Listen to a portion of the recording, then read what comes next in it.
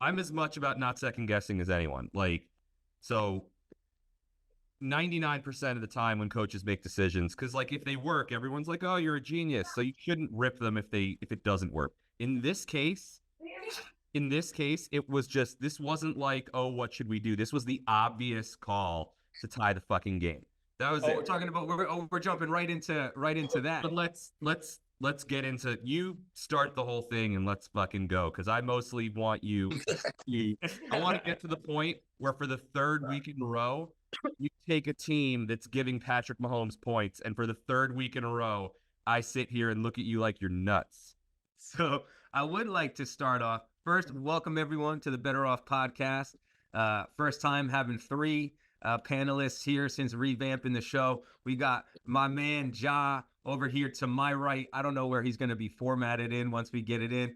And then down Brady Bunch style. He'll be one side of the box. And then with us as always is CEO Alex Dubin himself, who has conveniently and so graciously allowed everyone to remember that I continue to pick up against Patrick Mahomes. So, with that said, first thing that I would like to do today is I want to apologize.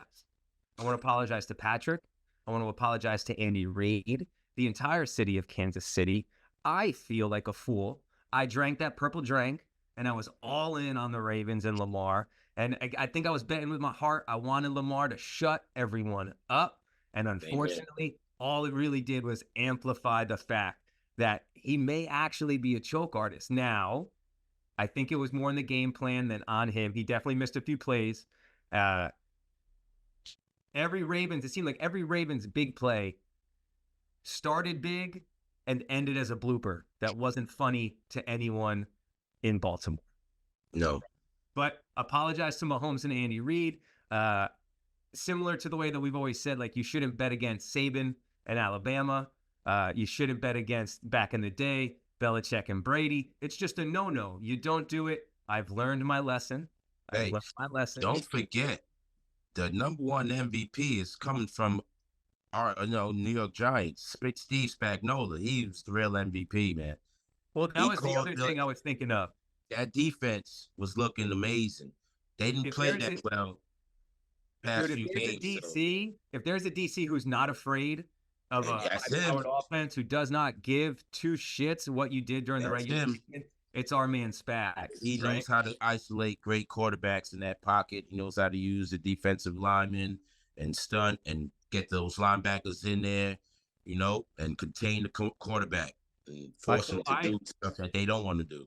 I agree with that, and I'm the one who said don't pick against Patrick Mahomes. However, let's be honest. Zay Flowers is a slightly better receiver and a slightly less of a freaking moron. That's maybe Baltimore's game, right? Anyone who's ever played receiver or anyone who has ever listened at a practice where someone is talking to a receiver knows you do not stretch the ball out. You do not stretch the ball out because even if you get tackled with it in your arms, you're on the 1 or the 2. And you're going to get 4 shots to punch it in. When you go like this, every coach, unless this is the last play of the game and there isn't going to be a next one, you don't reach the ball out.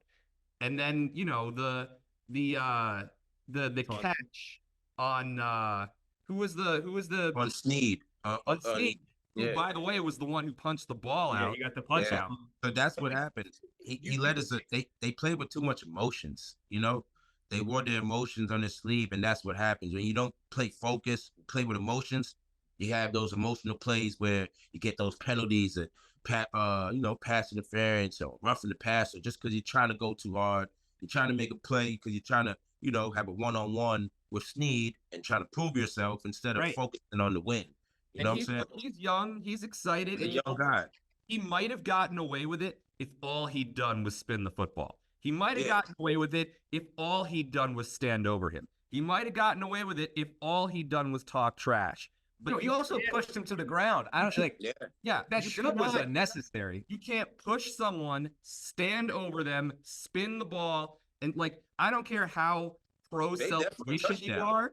He's begging them to call him. That's really the definition of taunting. Everything he did is 1 through 4. This is what you can't do. But that being said, Patrick Mahomes, once again, uses his legs, uses his arm. Travis Kelce into the end zone plus 120 touchdown anytime. That was easy. I love it when it hits in the first quarter. First drive. Rashee Rice looking good. Isaiah Pacheco running with that, like, Bobby Boucher scream going on in his head. Yeah. that's exactly how he runs. I mean, my dude runs angry, stomps the ground. Lamar should have used his legs more. He had a lot of chances to use his legs and get out of the pocket, but he was hesitant, and it caused him to get the strip fumble. It was even plays where he's throwing it to himself, and it's like the football gods is telling you, "Yay, bro, use your legs. Run. They can't stop you." And I think it would have opened up the run game. So who is that on? Ja, who is that on? I definitely think it was on the play calling, offensive coordinator, and also on Lamar Jackson. That I think this game was definitely on Lamar Jackson. And I'm a big Lamar fan. I've been, defending him all year, past couple of years. I'm like, I think he needs weapons. I think he needs more receivers. He needs a better O-line. I think the O-line definitely let him down this week also, but I think he should have took over the game. Like, he was back there too long. It's just take off. You're depending on the receivers to get open. They haven't been open all year. They didn't look for their weapons. They didn't get Andrews the ball. They didn't look for Odell Beckham to the fourth quarter. They stopped running. It was 3rd and 1. They passed 3rd and 2. They're passing. It's like you have the best run game in the league. Use your legs. It's tough though. Like, look, again, I don't like betting against Patrick Mahomes, but so this season, I traded Lamar Jackson off my fantasy team for Josh Allen because I don't think they've surrounded him with the right weapons. Mark Andrews is great, but who knows how healthy he was that game. Isaiah Likely, other than that ball that he threw into triple coverage for a pick, I didn't even know Isaiah Likely was on the field. And Zay Flowers can be explosive. And look, I love me some Odell Beckham. I'm a Giants fan. But Odell Beckham cannot be your number one wide receiver if you're going to the Super Bowl. And I just don't think that they've given him the right weapons. Gus Edwards and Justice Hill. All right, Gus Edwards scored, a bunch of touchdowns this year. And all of them were inside of the 5. So, the running game, I don't know. I think that it is testament to how great Lamar Jackson is because I don't think that team is as good as everyone thought they were, and that was an easy Kansas City money line pick for me. Yeah, hindsight, any bet's easy after it hits. The game plan was an absolute. The game plan was an absolute nightmare. All I could think about, and it's honestly, it bothers me more and more every day, and that's why I was pumped to get Ja on this week because Ja was our running back. Ja, did you run in college too? I did. Ja ran in college. Ja, let me ask you a question. Okay. Yeah. You get to the game before the championship. You're in the semis. You're a huge reason. You carrying that rock, right, in between the lines is a huge reason that you and your team is there. You get to that game and they give you the ball 6 times total. Sick. I'm getting remnants of Marshawn Lynch a la 2015. Ja, in a close game too. It's not even like they were getting blown out and needed to go to the air to make it up. It's not like they were down 20 points. They could have run the ball. The game was tight most of the way.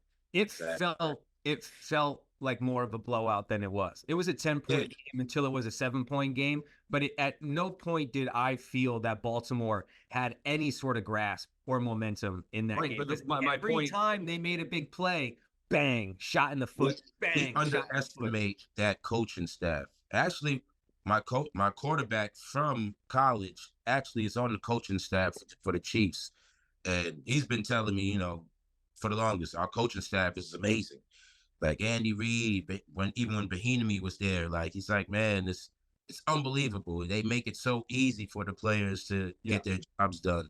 You see they lost most of their weapons, and they still continue on doing what they're doing without Tyreek Hill and a bunch of players. So I will say a second about how nasty it's going to, because they have a bunch of money under the cap.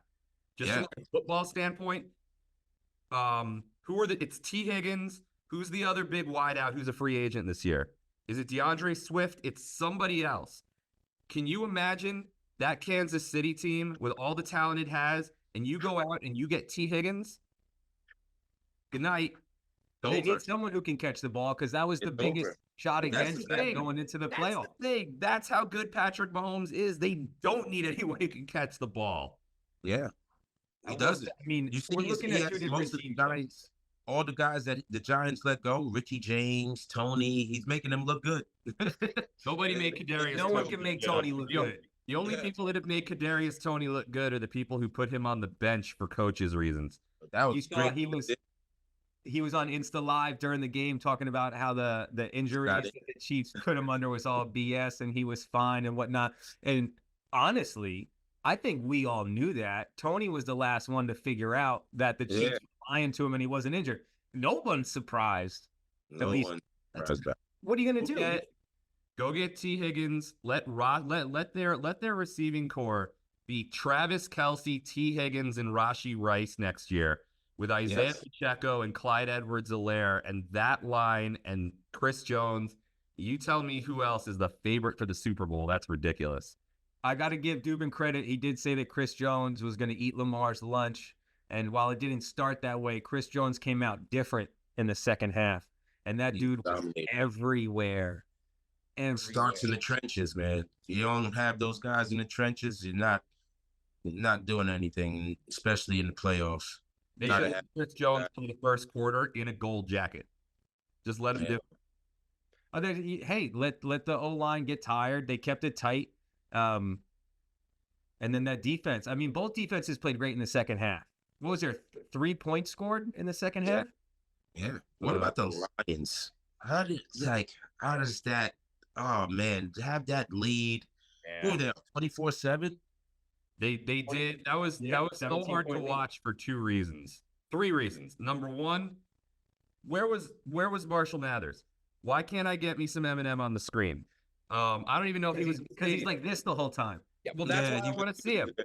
Number two, like Detroit did what you absolutely hate, which is they got a big lead and they decided to play prevent, and they decided they were going to let them score some points and run the clock instead of playing defense. And there's just too many weapons on San Francisco, and they let him come, and they let him come, and they let him come. And the third one is I will freely admit where I was wrong. I said that in that game, Kyle Shanahan was going to be the one to make the clock coaching strategy mistakes, and I don't like second guessing coaches on 4th and 1, 4th and 2, because if they make it, they're a genius. They're all balls, and But in this case, even if they make it there, everyone's talking about how Dan Campbell's a genius. I still would be saying, I think that was the wrong decision. You have the ability to tie the football game in the was it the third quarter or was it the fourth? No, that was fourth quarter, 27-24. Right. And honestly, I think there was something like 2.5 minutes left. Like we were getting down to the nitty-gritty. Yeah. And it was like 4th and 3. This wasn't a tush-push situation. From the 30. You have to take this. This isn't. If he scores there, I think that what needs to change in Monday morning quarterbacking is that people need to be ballsy enough to stand up and go, look, it worked, but that was the wrong call. Even if that had worked, that was the wrong call. You tie the game and you play football, and that was a Kyle Shanahan move, or that was like I don't know Dan Campbell personally, but he seems like the kind of guy who maybe lets his adrenaline get the best of him. And like once in a while, you got to go, you know what? Taking the 3 in the tie isn't exciting, but like, let's do it. And that, like, Dan Campbell's not going anywhere. Detroit is still getting a parade. But like, to say that that's one of the most obviously wrong coaching decisions of all time, like, what do you guys think about that? Well, kind of a bummer that the plays worked. Like, who the hell was it? Who was the receiver on both of them? Reynolds. Josh Reynolds. Reynolds. Bro. Butterfinger Reynolds. You're a receiver. You're not a cornerback. You're supposed to be able to catch. Reynolds. Both plays that's on him. Now, to Dubin's point, and what I wrote down was 4th and 1, fine. fine. I'm at 4th and 1 from the 30. I'm on board for that. Fourth and 2. earlier. It was earlier. No, that's what I'm saying. It ended up being 4th and 3, or if you're within the 10, because then if you convert that, I trust you to get in the end zone. If you're 4th and 3 from the 30, you still have to put together 2 more sets of downs about to get in the end zone unless you got a big play. You know what I mean? So his thought process was, well, if we convert, we can bleed the clock. And then are you playing for the tie anyway? Like, I don't get it. I don't get what you're thinking. 4th and 50 from the 30 is outside of that 50-50. Like 4th and 1, fine. Inside the 15-yard line, fine. Tie the game. And then where's your faith in your defense? Not your second half, we're up 20 prevent crap and whoever called that. But tie the game and then go back to the defense that led up. Was it 7 or was it 10 in the first half? Go back and play defense. Where is your faith in Aiden Hutchinson? Where is your faith in your pass rush? It was just, I will say in defense of Dan Campbell, and I heard this stat yesterday, the entire season they've had so the two drops that they had in the third quarter on these conversions, that's the first time all season that they've had 2 drops in the third quarter, like on conversion plays. So if you go this long and you're just used to it working, like there's a little bit of defense, like I can understand it. Think about those weapons, right? Laporta, Jameson, St. Brown, and Josh Reynolds, who is a quality receiver and had 2 unfortunate drops. They have the weapons. But like, even if it had worked, it was the second time. The second time was the wrong call. From the 30, and it was the ball game to tie the game. Even if it works, that is the wrong call. I agree. True. I mean, I disagree with that. So like, what do you're not firing Dan Campbell, obviously, but like, I don't know. What do we think about that? Because I've got a few things, and now that we've talked about both games, right? I've got 2 questions that jumped in my mind immediately. One is that I don't think people are talking about the Kindle Vildor face mask debacle that changes that game 100% if he just knocks it down. But Ayuk getting that ladybug luck with the face mask bounce into his hands, like, that's killer. Similar to like what we were saying about Baltimore. Every big play eventually turned into a blooper for him. And that's like the entire city. I'm not from Detroit. I'm not a Lions fan outside of this season where I wanted to see him do good. I saw that happen and I was like, oh no. But I don't think that's the momentum swing, not the 4th down stops. You getting a lucky bounce like that, a huge lucky bounce. I don't think that's luck. Kindle Vildor's off the hook, man. Everyone's talking about Dan Campbell and the 4th down. Everyone's talking about what a good play it was by Ayuk to keep his, eyes up and hands going. You're a football player. You're looking at the ball. I'm looking at Vildor going, bro, it would have hit you in the nose if you didn't have a helmet on. Why in the hell did you not get anything? The last thing you can do is put that ball back up in the air. But I don't think that's luck. Like, is it a crazy ass thing that happened? Yes. But do you know why it happened? It happened because they were in prevent. And it happened because Ayuk was able to run off the line. He didn't get jammed. He didn't get touched.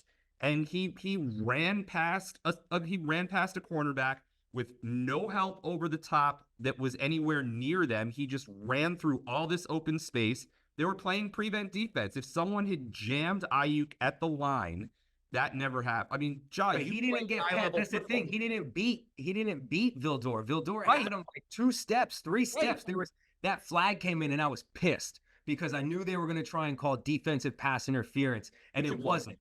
It was underthrown. It was kind of underthrown. It was kind of, which is the worst. I hate this season above all other seasons. I feel like this play has come into play and impacted games. Like, it's borderline game plan strategy. You see someone underthrow the ball and have the receiver stop. Yeah, you just got to jump back to the ball. No one gets their head around anymore. People are just running, playing face mask to face mask. So the receiver stops, gets knocked over. So hard. There's your PI. if they're running so fast, so if their guys chasing like a guy like Ayuk or Tyreek Hill, they're not thinking to turn around. They're using all their energy to try to catch up. So by the time they can think to look, they're running into the receiver. So that's an easy flag that guys should be using most of the time. Outside of quarterback, cornerback has to be the hardest position on the field. Try to keep up with these freak athletes, knowing that you don't have the hands that they have or the height that they have, which is they're in their position and you're in yours. And you're not allowed to touch them. Yep. Right, exactly. You're running backwards majority of the time.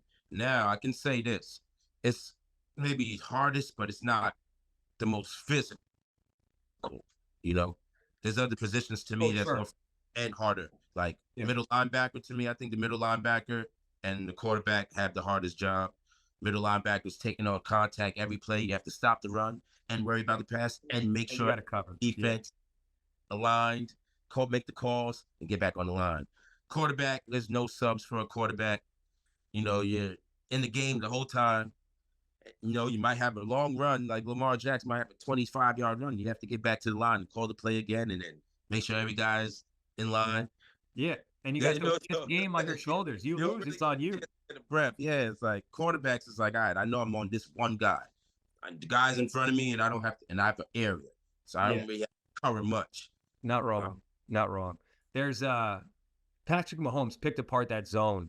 I'll tell you what, him and Kelsey, I don't think Kelsey knows what routes he even has to run. He's just like, I'm going to find green grass. Patrick, look for me. I'll make some of his catches were wild. Yeah, they give him 3 option routes, you know, to buy off the defense, and he gets to choose. Mahomes just, you know, it's chemistry. They know which way they're going to go once they see the defense. All right, you have those 2 options.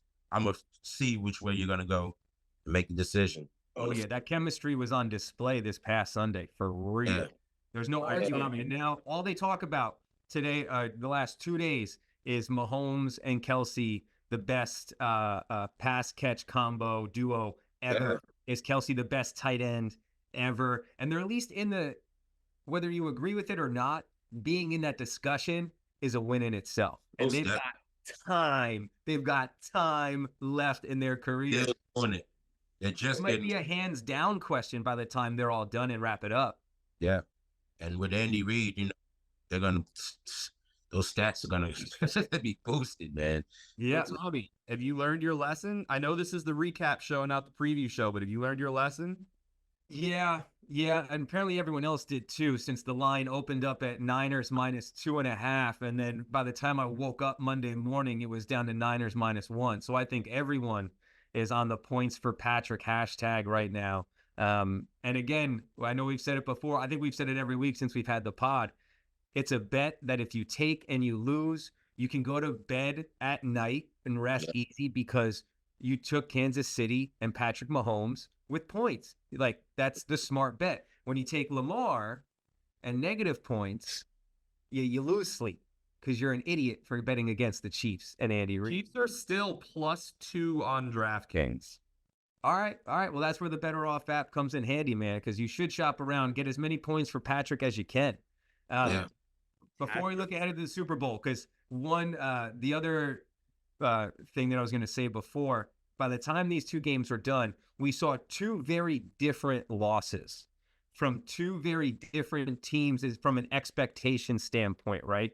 And I think the Baltimore, if you're a fan at a bar, your crowd, you're deflated as soon as Kansas City stops you on the 3 and out and then goes down and score, right? So you get your 1 touchdown back in your second possession, and that's your little bit of energy. But from that point out, outside of a big play, there was a flag at the end of, you had nothing. So you went in with a Super Bowl caliber roster with the expectation that you could win it all this year, right? From day one, and you blow it, you choke, you're never really in it. Now you got the Lions, who are playing with house money to a certain extent. They don't want to hear that. They want the Super Bowl just as bad as anyone else, right? They get their playoff window. That fan base is satisfied, fulfilled. You're off to a 17-point lead, and you're thinking that I'm going to the fucking chip. Like, there's no way that we're not getting to the chip. And you blow that lead in the second half. So both losses hurt. But Baltimore season ends up being a disappointment, whereas the Lions end up with a successful season. What loss, in my opinion, what loss do you guys think, like, which loss is bigger? Which loss hurts more? Blowing that lead or what? Most definitely the Ravens. You have the MVP on your team. You know, there's too much expectations. You're doing. They had Ray Lewis and Terrell Suggs. They all type of performances. They were expecting the Super Bowl. They were calling the Super Bowl. They were pretty much saying they were in the Super Bowl. They're going to the Super Bowl. You know, even commentators are like, Stephen A. is like, yeah, you know, we're 1 week away from seeing Lamar Jackson in the Super Bowl. It's like, yo, they're about to play the Chiefs. Do you know who they are? You can't just skip over this game, you know? So I think it's all for Stephen A. Smith to shut up. Yeah. One of my tweets yesterday that got some good traction was about Stephen A. Smith. Stephen A. Smith actually did shut up yesterday on First Take. Dan Orlovsky and Shannon Sharp were going at it. It was awesome. It was so much fun to watch. And Stephen A. just sat there. I love Dan Orlovsky and I love Shannon Sharp because they actually both speak on more than just like yelling at the top of their lungs and dropping. Like Dan Orlovsky and Shannon Sharp know football. They know football. They played the game, you know? And like Stephen A. Smith, I don't think knows football. He just knows football players, and that's supposed to be a thing. And, hey, play to your strength. That, like, the losses come down to two very different losses. Detroit feels like a coaching loss. Baltimore feels like a player's loss. I know that Baltimore didn't run the ball, but like between Zay Flowers just being young, and Lamar Jackson, you know, underperforming at some level. Underperforming. But like that in the championship game, we got a word for that. I don't know if he choked, but Detroit feels like a coaching loss to me. Yes, Josh Reynolds dropped 2 balls that Josh Reynolds hasn't dropped since Pee Wee. And that Jahmyr Gibbs was big. Oh, that fumble. Oh, okay. And so Jahmyr Gibbs, who doesn't put the ball on the ground, right? That's like, right. But that feels like Detroit loss feels like a coaching loss to me. Like they had a big lead and they played prevent defense and then they made the bad call on the field goal. Like they could have made 80% of the bad decisions they made and still walked away winning that football game. To me, like the Ravens lost to who may be the greatest playoff and maybe just the greatest of all time quarterback at the end of the day. That sucks. And I don't think that the Ravens were as good as everyone thought they were. The Lions had a game and they gave it back. To me, even though their season is going to feel better because no one was expecting them to do this, to me, blowing that huge lead by playing a prevent defense and then having a terrible coaching decision, that just rips my heart out if I'm Detroit. Yeah, I think in the moment that's the heartbreaker, right? The Ravens almost had an entire game to come to terms with the fact that they were being outplayed. And they only needed a little bit of magic. Like all Lamar had to do was put together one great play. All Zay Flowers had to do was not extend the ball, and maybe Baltimore's in the Super Bowl. Like it's not going to go down like that. It's going to go down with everyone saying, "Oh, Lamar choked." But like Baltimore very much could have won that game. Most definitely. Yes. Two things, and then we'll get on to the Super Bowl. Just a quick little preview. We'll do a bigger preview show as we get closer. But I got 2 things that I didn't get to say that I want to. First, with Lamar Jackson, if he wants to be great, if he wants, and we understand he's a great player. He is a physical specimen, right? There's no doubting his athleticism. But I forget, it was late in the game, and it was a 3rd and 1, I want to say. And they dropped back. John, I think you were talking about this play earlier. Yeah. They dropped back for the pass, which, again, like, if you're going to go for it on 4th, you run the ball on 3rd, just in case you get it, right? Minimize. So they drop back. Lamar ends up scrambling. They don't pass it. And Lamar ends up taking the sack over near the sideline for a 2-yard loss. Now, here's the difference between Lamar Jackson and Patrick Mahomes. Patrick Mahomes does not take that sack. He does not give those 2 yards back on a 3rd and 1. so that it's 4th and 3. There's zero chance in that. You get rid of that ball. Now, I understand it's one play, it's a small sample size, but those in-game decisions, those quick decisions, right, to minimize the mistakes, to keep your team in a more advantageous position is the difference in that game in my eyes, right? And now they were, oh man, Kelsey was baiting them all game with the Tucker, the helmet from the beginning, right? Like the Chiefs knew to play with the Ravens' emotions. I forget which one of you two said that they were playing an emotional game all day. Yeah. And the Chiefs tapped right into it and just let them beat themselves. We're just going to hang back. We'll make our plays. And you idiots are going to continue to shoot yourselves in the foot because you're playing with too much raw emotion and not executing the way that you're supposed to. So that was the first thing with Lamar Jackson. I think he needs to make better decisions in moments like that to minimize the mistakes and keep his team in a better position. And the second thing is I got to give some flowers to David Montgomery because, I mean, I'm a pro. I am big into Jahmyr Gibbs. Gibbs wasn't really getting it done. Montgomery was an absolute beast getting that ball, at least in the first half. I'd have to look back in the second half, but he was ripping off like 9 yards a carry. This dude was playing with a different level of intensity, and I just wanted to, he's not going to get the credit because they ended up not getting the W, but shout out to David Montgomery. Absolutely was the premier back for the Lions. Well, what's the stat? They're the first two in NFL history to have 1,000 yards from scrimmage and 10 touchdowns. Yeah. Is that it? Two teammates, two tailback teammates. Right. We spoke about it earlier in a different episode, but I'm excited for their battle next year, right? Like, are they going to battle for starting? Are they just going to go in as a tandem? So that's great about backfield. The Lions, you know, they have these young players who, you know, like Jahmyr Gibbs still on the rookie contract, but he's high value. So you have hope for next season with young talent, you know. What they got 3 first-round picks last pass or 2 first-round picks. Yeah, so that Matt Stafford trade got them a lot, and it worked out for them. You know, it worked out for everybody. It worked out for everybody. Matt Stafford feels a little bit better than the Ravens. That going back to what we were talking about the loss. The Lions feel, you know what? We might have lost this game, but hey, we still have potential to come back and do it again. Sort of like how the 49ers are, coming back. They have a chance to do it again. They have a great team. So, yeah. If you're, I don't know what the Ravens cap situation is, but they're losing a ton of people. Their free agents are wild. Schefter put out a list. It was like a laundry list. Right, of players that are leaving, or you are free agency. If you are Lamar Jackson, I'm looking at the list right now, okay, and they don't go out and get, Mike Evans is available, all right. Curtis Samuel in Washington, who I think is underrated, is available. Tyler Boyd in Cincinnati is going to be available. DJ Chark is going to be available.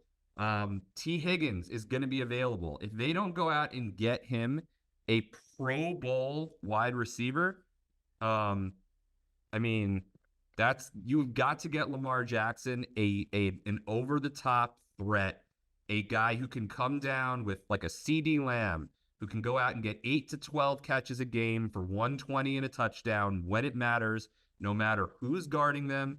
They got to get him that because he doesn't have it.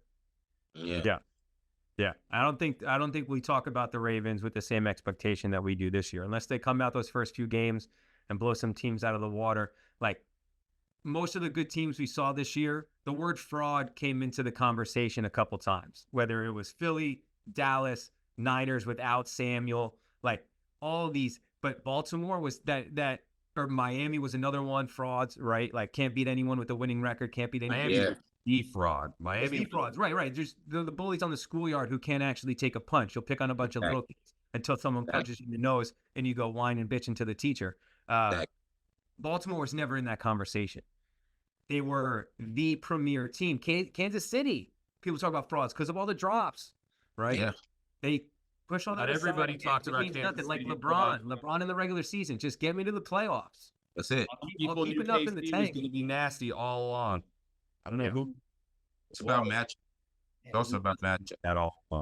Definitely. All right, let's jump into the Super Bowl real quick. We'll keep it brief because we've got a few weeks before it actually kicks off. Although all the talk seems to be, will Taylor Swift be able to make it from Tokyo? I can't believe it. I can't wait to see how that's going to move the line. It's crazy. All the content that I'm seeing this morning is whether it's parody stuff or serious things, trying to figure out if Taylor's going to be there. All the different ways to like make 13, which is part of her whole Swiftie thing. I'm getting a good laugh about it. But let's just get some initial reactions. And it's not because I hear my 7-month-old starting to stir in the nursery. Like we said, the line opened up at San Fran -2.5. Got bet down to San Fran -1. Sounds like DraftKings has it at -2 right now, so maybe it bounced back a little bit towards San Francisco. What do you think? Gut shot opinion. Tell me what you think. Ja, let's go to you first. Super Bowl outcome. A too early prediction, Super Bowl outcome. I'm going to go. I want the 49ers to win. I want somebody new. I like McCaffrey, but I think the Chiefs are going to take it. They're going to, I think they're just focused. They know how to game plan. They know how to execute their plays, and I just think Mahomes is just too unstoppable, man. He's the greatest quarterback to ever play the game behind Tom Brady. And I just think that they're talking about them being here right now. Yeah, so he's not even behind Brady right now. It's like they're talking just peers. They're just waiting for him to. I don't know how you do that without winning 6 Super Bowls. I got to go with the Chiefs, man. I'm going to go with the Chiefs. Oops, what do you think? So you're giving Patrick Mahomes. Stop giving Patrick Mahomes points. I, too, like the Niners. How can you not like Brock Purdy, Mr. Irrelevant, who I still think should go and get some sort of advanced degree so he can be Dr. Irrelevant or Professor Irrelevant or something. But that would be awesome. He's, but you're going to give me points against Patrick Mahomes. You're going to put a plus sign on the money line in front of Andy Reid and Steve Spagnuolo and the Chiefs. Just stop doing it. Stop giving Patrick Mahomes points. Points for Patrick is a thing you people do not learn. No. As long as the Chiefs have a plus mark in front of them, I am with the Chiefs.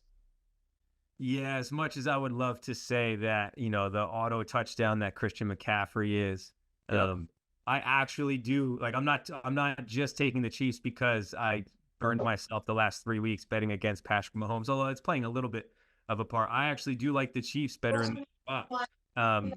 It'll be interesting to your point about coaches. The coaching battle is Andy Reid versus Shanahan. I'm taking Reid 10 out of 10 times. Every time. So when we think about all the coaching mistakes that went into championship weekend and how that shot people in the foot, Shanahan had a pretty clean game, which means he's due for a blunder coming up, and there's only one game left. So, as boring as it is for this panel, I don't like it. I don't like when I know, but you got to give me points for Patrick. I don't like when everyone on a panel agrees. This makes me very uncomfortable now because anytime I've been cold. Anytime that you go to these pregame shows and it's Michael Strahan and Terry Bradshaw and Gronk and all of them agree and all the boxes turn blue and then it's like shit, it's over. I don't. So what, you want me to be Sam Ponder? I can be Sam Ponder. Sam Ponder, SVP. They always end up going, well, if everyone takes that, then I'm taking the other guy. Damn it. You're going to yell at me if I take the other one. I'm not going to yell at you because consensus is wrong always. How about this? This is the unofficial pick because it's not the official pick show. So this is just our too early gut instinct pick. Now, if the 49ers defense plays up to its potential, I think they can definitely get it done. Sure. It'll look like, how the Bucs did and isolated the Chiefs that one year with the fast defense, fast linebackers. I think 49ers have exactly that type of defense. Fred Warner flying around the field. You got Greenlaw that's flying around the field. You had Chase and Bosa. Now, if those guys could just put it together for one game, it can be tough. Yeah. It can be tough. Bosa's a freak. it's not. I see why they're giving those points, to Mahomes, but Ben against Spagnola, again, different podcast episode for this, but like I know he went in head coach. Where was he a head coach after us? He went and was an HC. So with the Rams, right? With the Rams, right. And you don't hear his name come up a lot, and you just wonder if he just has such a good thing with Andy Reid and with Patrick Mahomes. It's like, I don't need to be a head coach. I'll just keep being a defensive coordinator, collecting those Super Bowl rings. He'll go in the Hall of Fame as the best DC of all time.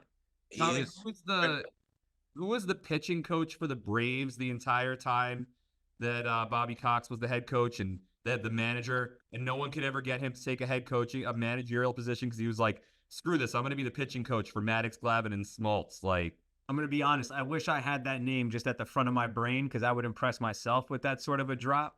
I remember no clue. I remember those pictures. Those are great pictures. I remember the pictures. Right, I remember the pictures. But like, if you're Steve Spagnuolo and you're going to be the highest paid defensive coordinator in the league coming up, like, you're going to ride Patrick Mahomes out and then maybe Mahomes retires and you go take a shot somewhere, or go get really fitting for your gold jacket, bro. Yeah, they probably just all leave at the same time, What a glorious day that'll be for everyone outside of Kansas City. That's all right. They still have really good barbecue. Leo Mazzotti.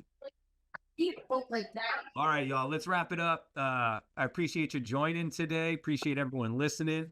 It was a good championship weekend, and I think we're set up for a good Super Bowl. Even though Detroit's not in it, and I wanted Detroit, even though it would have been great to see Lamar. We're getting a rematch. And anytime you're going to see talent like this on the field, it's going to shape up to be a good game. It's going to be a grinded out game. Keep an eye on that line and which way it's going to move. This thing's going to roller coaster, I'd imagine, for the next 10 days or so until it's kickoff time. We'll come back and throw out some props in a week or so. Do we know the status of Willie Gay? You assume he's back in 2 weeks, right? Yeah, you assume that there's enough shots to get everyone back. That's a big one. They were talking about McCaffrey too, and his neck. He had that nasty land on his neck towards the end of the game. He knew it hurt because he took himself out. He was about to get his third touchdown, and he nice that Elijah Mitchell got to punch one in. Feel good for Elijah Mitchell. Elijah Mitchell was good. He had 1 carry for 2 yards and a tutty. Not a bad.